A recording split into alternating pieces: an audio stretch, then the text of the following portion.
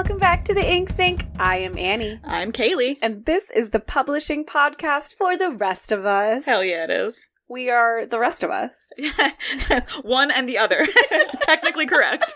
This publishing podcast is just for us, actually. Just for us, but also the rest of you too, I guess. Yeah, right. You guys can listen in if you want to. No, but really, no. This is, we just want to be very inclusive, and we're very happy to have everyone that participates in our podcast, whether you listen or you read the transcripts, or you just click through and you're like, hey, I know them, because you're our moms, and you just have it on in the background muted or whatever. We really appreciate you, and we support you, and also thank you. Absolutely. Yeah. And that heartfelt message comes in front of something that I think is going to be a little bit difficult for some of us to listen to at the moment. Yeah. So amidst the many, cool new things that are coming out, there's a less cool new thing, which is, of course, the new Harry Potter. Which, I don't know if you guys are aware, but obviously the main cast has been pretty unequivocal about their distaste for J.K. Rowling's opinions on trans people. And so we're going to, again, bring back one of our episodes on problematic authors and how to engage or disengage or whatever, however is safe for you, and how you can kind of approach that for yourself. While keeping in mind your mental health. Exactly. And that's a point that we're going to make in this episode. So for those who don't know, HBO Max recently announced that they are creating a new Harry Potter show. We don't have any details. We know that J.K. Rowling will be heavily involved, and because of J.K. Rowling's comments on trans people, some people, including us, I think are feeling a little bit iffy about whether or not we would even want to watch that show. And so we recorded an episode about that a while ago, and that is the one that we're going to play for you today. We kind of make the point that, it's a luxury to be able to say, I don't want to engage with this. It's good to honor your feelings, absolutely, but sometimes, if your comfort space is problematic, get to a good spot, and then don't feel guilty about your comfort being your comfort. As long as you are safe where you are, please, please, please make sure to engage with yourself first, because ultimately that's the only thing we can do or should do with art. We'll give you tips on how to enjoy the things that you loved in your childhood without giving any fresh money to people you hate. Yeah, we'll have tips for you. That seem to hate you, potentially. Exactly. We'll have some fresh tips for you, so enjoy. We are prompted into this by some recent tweets, but also some kind of think pieces that have been going around. If you're active on Reddit, there's been another round of discussion on whether or not we should be reading H.P. Lovecraft lately. Orson Scott Card has not been in the news, but that's one that we've talked about on the podcast before. Dr. Seuss, Chanel, we can go into all of them really if we wanted to, but basically today we could go into the history of the new critics and separating the arts from the artist in general, but we think we're going to actually set that aside for now because that's a very large topic in and of itself, and instead of going into the history of it, we kind of just want to talk about the topic itself. The idea behind it and what it means and how we should approach art in general. Yeah. And then, in a secondary way, what are our obligations as consumers? So, do you want to get us started, Kaylee? So, I don't know if we published this episode, or if it was one of the hidden reels, our secret scrolls. But we talked previously about Orson Scott Card. We did, and I think that might be just maybe a jump-off point. Sure. So, if anybody doesn't know, he is not a good dude. He's racist, homophobic, extremely homophobic, extraordinarily homophobic. I went seeking out some of his quotes just so that I could clarify for myself what kind of person he was, and finding his homophobic statements was really disheartening for me, especially because Ender's Game, I don't know if you felt the same, but Ender's Game was, in my opinion, a story about people being people no matter how different they are from you. Yeah.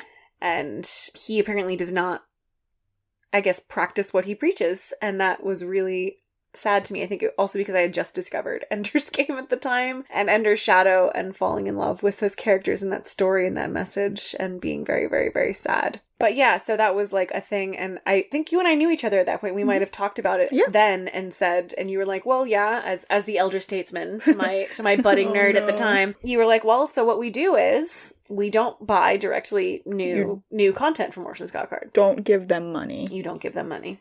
Yeah, I mean, and it's kind of, we may be jumping ahead into kind of what should you do, but like I just think that the whole discussion of art and its stance as either separate or integrated with the artist and the person that created it, its creator. How do you think about it? Well, how you think about it informs what you're going to do. And so like there's so many ways to kind of approach this, because it's not like this is a new issue. Like historically there's always been shitty people, and sometimes those shitty people were artists. So they were writers or painters or musicians. Wagner was a vehement anti-Semite, and you can find some of that in like has influenced his work in ways that, you know, you could still point to. It just wasn't as prevalent, or at least it wasn't as critically considered as bad at the time. Like, what is the idea of separating art from the artist? Just generally speaking, I'm not going to get into the history, but what does that mean? Well, the movement defined that initially when it came to be in the 20th century as art should be able to stand on its own. The creator is dead, essentially. That's the idea. And that's obviously crap. Unfortunately, look at Frida Kahlo and look at Nina Simone. Their art comes directly from their personal experiences and their desire to draw attention to and incite feeling and provoke sentiment and thought about their struggles. That's just the way it is. And so, and across the entirety of human history, that's why art is created. The question then becomes, well, what about when the artist is not a good person, and how do you consume at that point?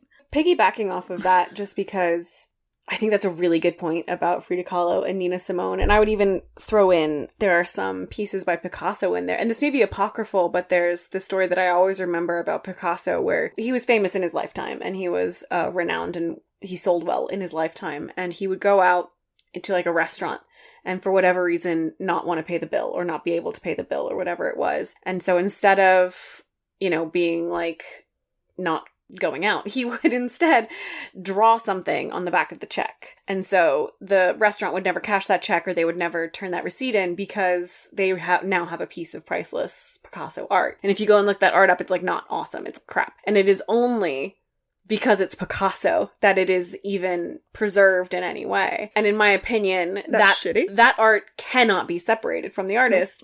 But I think there is a scale, and maybe you can tell me if you disagree with me. I always think of Georgia O'Keeffe's Iris series. I don't know if you know who Georgia O'Keeffe is, and her Iris macro images. If you don't know, it's fine. You can look her up. She's one of like the preeminent female artists of the 20th century. She had a series of paintings that were macro shots of flowers, like really zoomed in on the interior of a flower. And they are, if I may, quite erotic. We don't need to go deeply into all the parts of an anatomy that might be showing. But apparently Georgia O'Keeffe was like, that's not what that is.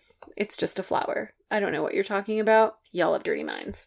But in my opinion, like when I look at that, it is evoking that feeling for me. Mm-hmm.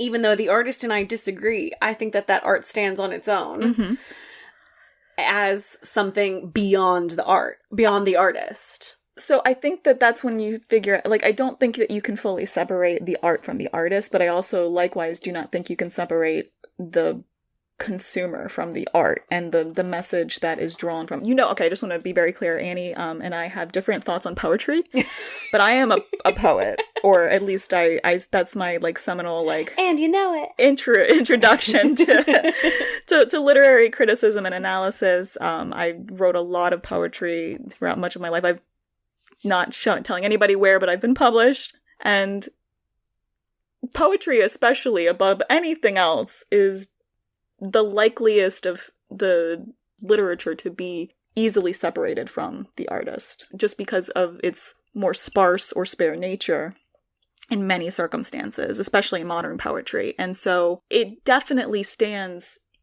opposed to the artist in many cases. It's not just poetry, but that's just what informed my burgeoning thoughts on this matter when it initially kind of erupted in my own brain a long time ago as more and more things come out. Speaking of Picasso and being kind of not a great person.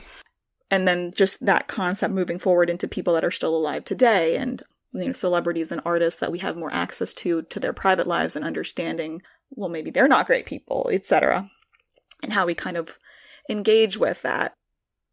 You can't separate the art from the artist, but the person that is involved in the consumption also has a say. That's a good way to say that. You can't separate the art from the artist, but the person consuming it also has a say. Yeah, and sometimes it's the people that are specifically harmed. Like, yeah, absolutely. I'm trying to think. So Tippi Herndon is an actress, and she was in, like, The Birds, and she... Yeah. So speaking of just movies, Alfred Hitchcock...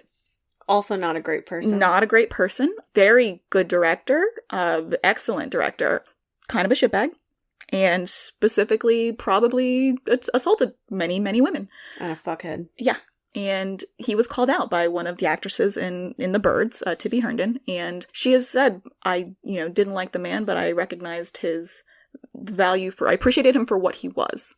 Like, specifically. So it's not just that, like, I'm not saying the consumer, when they are not harmed, has a say. I'm saying that everybody involved in the consumption, including anybody that may have been harmed, has a say in what this ultimately means. And in many cases, victims or people that have been a part of marginalized groups that are victimized by artists or people that moving in circles they shouldn't, potentially in leveraging tools that they shouldn't use to hurt people. They have the say too, and they can sometimes, and they spitefully might take it back. Absolutely. So then it comes to, well, how do you handle the idea when, like, the artist is still alive versus, like, Picasso? It doesn't matter if a Picasso painting sells for millions of dollars today. That fucker is dead. Yeah, same thing with, this came up with Chanel recently. I think one of her, like, original pieces sold. Coco Chanel, for those of you who don't know, was a Nazi. When the Nazis invaded Paris, she supported them and was flipping on people all over Paris the whole time, like, actively a Nazi, actively helping the Nazi party. But Coco Chanel, crucially, is dead. And so you are not supporting a Nazi by buying anything Chanel.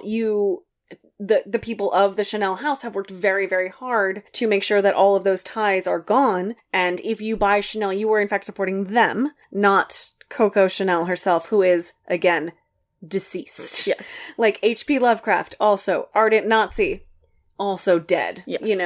And it's one thing we can sit here and we're talking about, not supporting Orson Scott Card because Orson Scott Card is still alive. Yep. So when Orson Scott Card dies, we happily buy reprints. Assuming that his estate is not supporting the same. Yes. Which, to be fair, probably not, but you never know, and requires same thing a with little bit of consumption. Dr. Seuss's estate has done really well with not righting the wrongs necessarily, but being very open about discussing it, addressing it, doing their best. And addressing it and taking things off the market when they realize that they are extremely racist, and being open about, like, hey, this is what we're doing, this is why we're doing it, it was wrong. We plan on making these reparations in the future, and we're not going to publish this anymore. Yep. For those of you who maybe weren't paying attention within the past few years, they pulled some of their books, right? Which actually weren't in wide print anyway, but they had some extremely racist depictions of Asian characters, and so they were being pulled, and that I feel makes sense. Yep. Even if you don't think that Dr. Seuss as a human being was worthy of your patronage as a consumer, Dr. Seuss is dead. And you are not giving him patronage as a consumer. Yeah.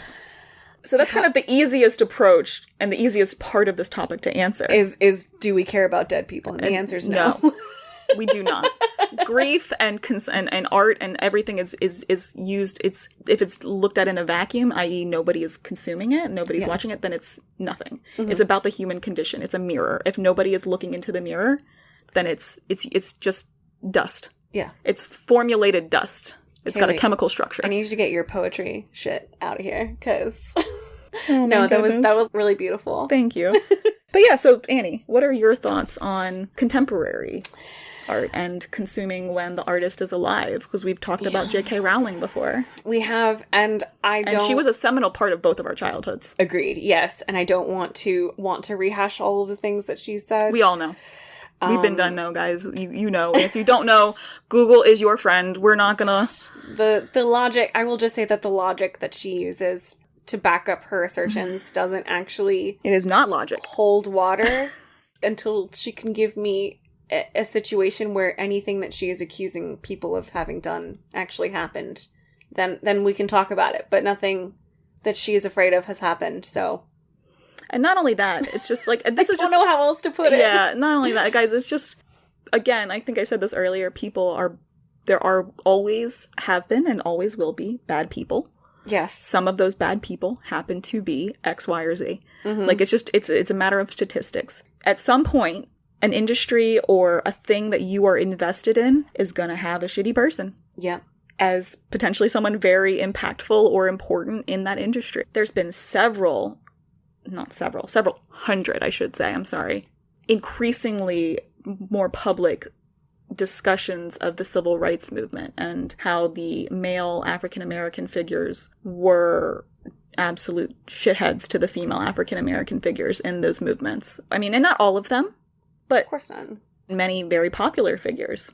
Gandhi, specifically, we've talked about that. I don't know if that was on a published episode. My guess is no. Probably not. So Gandhi, not a great person. He was a great like cultural figure to rally around for his movement and as far as his country went, but he was shitty to his wife. Mm-hmm. Very much so. Not a great dude to women. Well, how do you deal with that when you're living it instead of looking back historically? Exactly. I want to give a quick shout out to the Journal of Popular Music Studies. Their issue recently had an essay from Robin James talking about the way that artists have subverted racist and patriarchal movements in their mediums. Because this is another thing. I do want to be clear here. Kaylee and I don't believe that a couple nerds sitting in Maryland are going to cure all the ills of the world by giving you advice on separating the art from the artist. And, you know, this is something that I don't know if we've said it on the podcast before, but it is a truism. There is no ethical consumption in capitalism. Absolutely not. Anything that we do is going to have a downside. It's really up to us to simply find the lesser of two evils, to educate ourselves, to be good citizens, to vote with our dollars. To try to find a way to continue to improve. Exactly. To have a positive impact. And that is important to us. Mm-hmm. And that is something that Robin James acknowledges in her piece, which I felt like she did it in a really, really incredible way, saying almost all art these days is heavily, heavily influenced by the patriarchy, especially the white patriarchy, especially the white cishet male patriarchy. Like, there's nothing that we can do to get around that. And rejecting all of that altogether is lovely in theory, but it's impossible. Almost impossible. It sort of like all of us going to live as hermits and not talking to each other anymore. Right. With the nature of humanity as a species, we don't pop out fully formed. No, we don't. And so that's the idea behind, can you separate art from the artist? Well, no. In my opinion, you can't. And you shouldn't, for the better and for the worse. But then should you cancel art or an artist in general when their person is proven to be maybe less good than we would prefer, or maybe morally repugnant on some level or in some aspect. And the answer there is, well, everybody has always been informed by their culture, and that's just since the dawn of time, and people are not perfect. Yeah. So where do you draw the line? And I also want to give a shout out to the journal Studies in American Humor. Philip Dean had a similar article in that one in the past few years talking about, well, theirs was specifically talking about Bill Cosby. And I do just want to make sure that we bring that up because, especially when we're talking about JKR and Bill Cosby, their opinions are JKR's opinion is objectively wrong. Bill Cosby's actions are objectively wrong. We're not gonna sit here and say, that it's shades of gray or anything like that. No. Especially because J.K. Rowling's platform is heavily influenced by her art, and as human beings who were a part of her platform back in the day. So disappointing. We, I think, have the right to be disappointed. Yep. I think it's important that we bring that up before we kind of go into how we vote with our dollars. Yeah, and that's the thing we've already kind of established. The best thing that you can do is to not... To reduce the amount of power that you give to the person. You could take back whatever meaning you want from it, 100%. But like I was talking to Alex, he didn't know about Orson Scott Card, my boyfriend. He was like, "Oh yeah, I was really excited to read this." I was like, "You can read it, baby. Just go to a secondhand bookstore." We do not recommend pirating. We don't recommend this podcast. Don't do that. Go to a secondhand bookstore. Order through the used section of Amazon.com, like the buy from other people section. Mm-hmm. Do not give these people money. Like, for example, there's the video game that's coming out. The Harry Potter MMO looked so cool, and then this all came out, and they're doing their best as part of the game to separate themselves from J.K. Rowling, but I just want to be very clear. Any proceeds from this game currently... because she owns the characters in the story, so she is licensing those and getting money from that. Goes to her. And so you can't... Like, I'm not going to buy it. I'm a big I love IP. I'm a big nerd. I like nostalgia. Like, I'm a big fan. Yeah. I would have been all about it. Yeah. But... I can't do it. I can't. Especially when it's causing real harm. Like, again, that's one thing when we're talking about, like, people who are alive today, like J.K. Rowling is actively causing harm.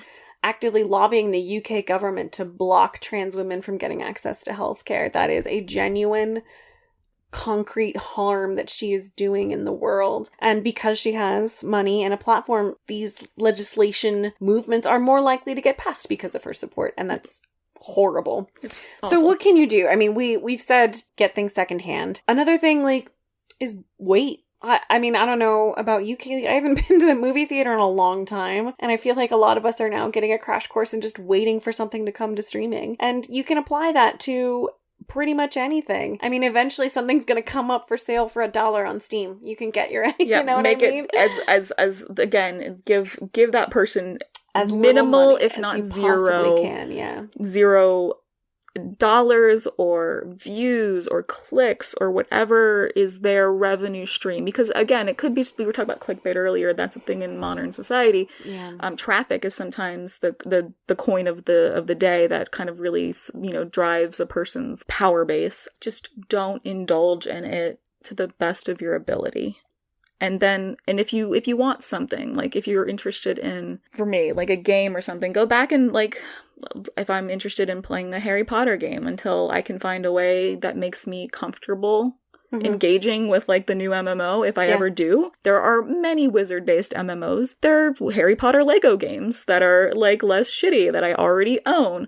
Destroying something that I already have does nothing to injure or in some way take back power from J.K. Rowling. Like, she's got my money from the books that I purchased when I was a kid, and we can't reverse that. Yeah, like, you can't, and it's tragic and shitty and awful, how she's choosing to use her platform and her power.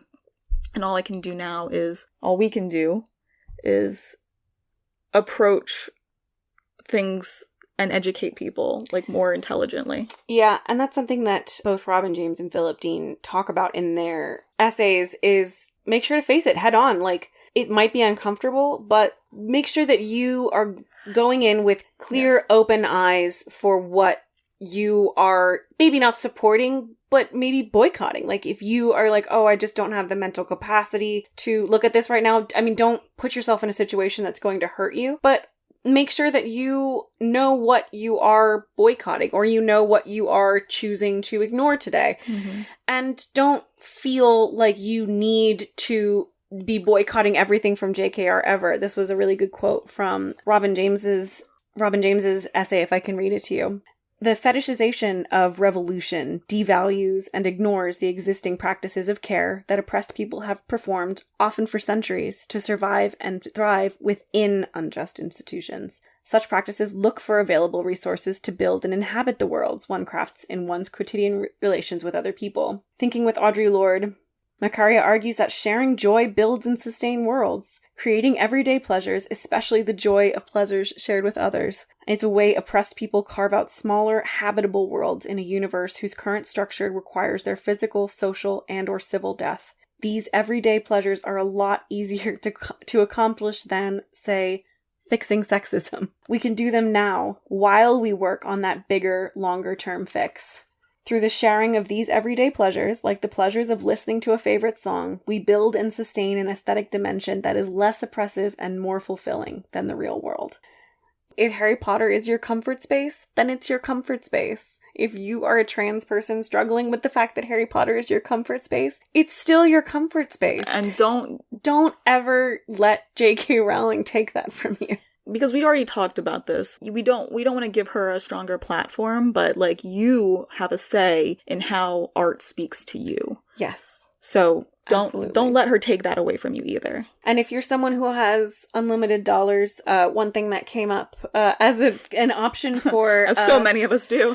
Which, yeah, if you have the money to spread around, feel free to. One person said that it would be really helpful if you really feel that you must see, you know, whatever the latest Fantastic Beasts movie is opening weekend, if you must go to Harry Potter World, which, you know, whomst amongst us doesn't love that. Maybe also... in addition to fronting that ticket price, you take a look at some trans protections or trans rights or trans charities in your area that are working to help trans youth, specifically trans women, because for some reason J.K. Rowling hates them with a fiery passion. And maybe you can maybe not mitigate some of the harm that J.K. Rowling is doing, but at least make sure that the people in your community know that your safe space does not preclude their safe space.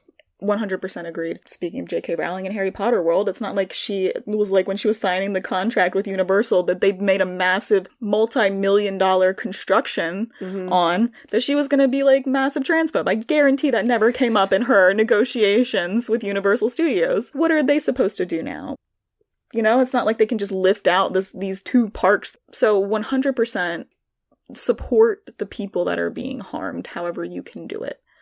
Absolutely. That's always, and they're deserving of it no matter what. Yes, absolutely. And I want to make sure that we say trans women are women. Trans women are women. I just want to be very clear. I don't want to be like trying to talk about it, not trying to tap dance around it. She's wrong. J.K. Rowling is wrong.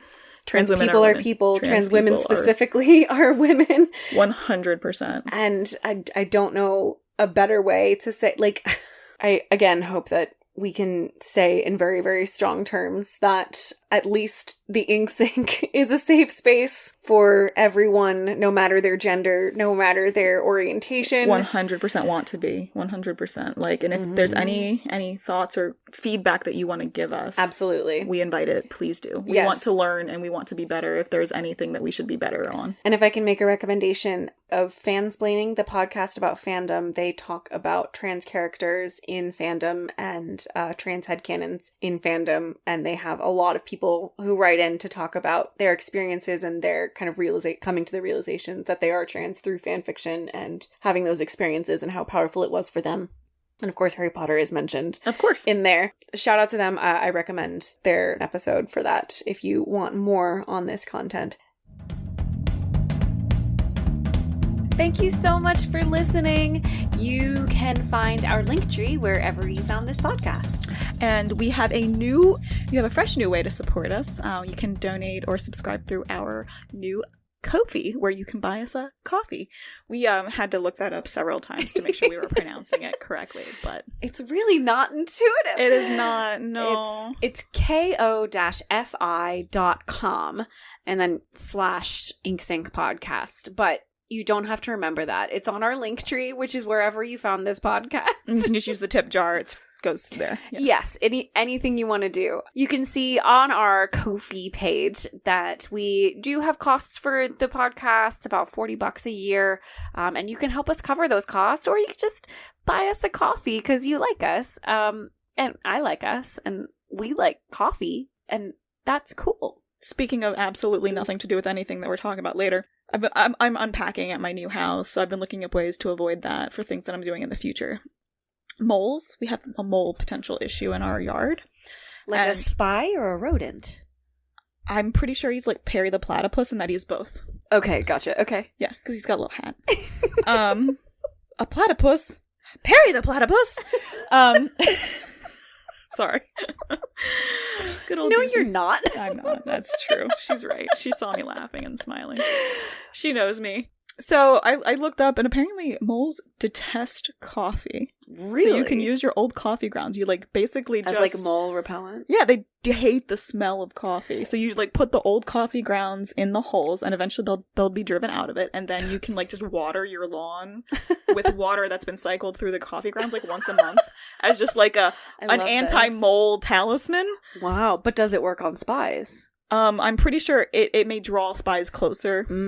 So, you win some, you lose some. Sure. Well, but if this mole is also a spy... Mm-hmm. So Marvin the mole. I don't know. You're right. I gotta think this through some more. I think you do. And in the meantime, buy us a coffee to keep the moles away from Kaylee's house. Yeah, guys, I need your help. Only you can help prevent mole infestations. We'll see you next time.